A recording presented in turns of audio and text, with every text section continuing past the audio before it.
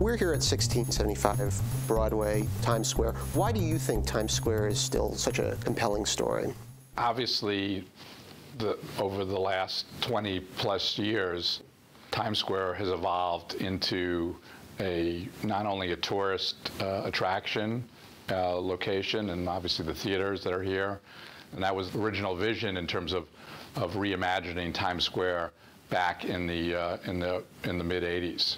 And so all the development that's happened and the continuing development, I think, just fortifies what has gone on for the last 15, 20 years, particularly in Lower Manhattan, where it was so dependent on financial service companies. And today, I mean, it used to be 60% financial service, 40% others, and now it's totally reversed. What about what happened yesterday with Penn Station? What are your thoughts on that? We've always been talking about infrastructure and infrastructure investment, and talking about Penn Station, and the key to long-term economic growth. And I think the governor's plan is very bold and forward-thinking, and is something that needs to get done. That when you walk into Penn Station, I go down to Washington a lot now as chairman of the Real Estate Roundtable, and what a difference between going into Union Station versus going into Penn Station, and it's embarrassing.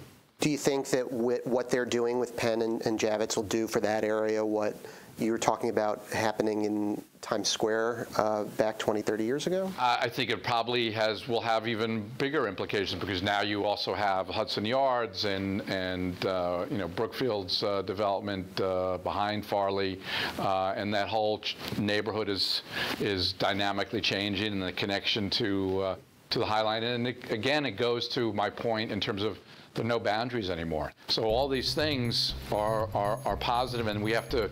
What you see in other parts of the world is investment in infrastructure. That's why we have to keep doing the fundamentals. We have to make sure our city is safe, and that we are an attractive place for investors to come in and believe in the future of our city.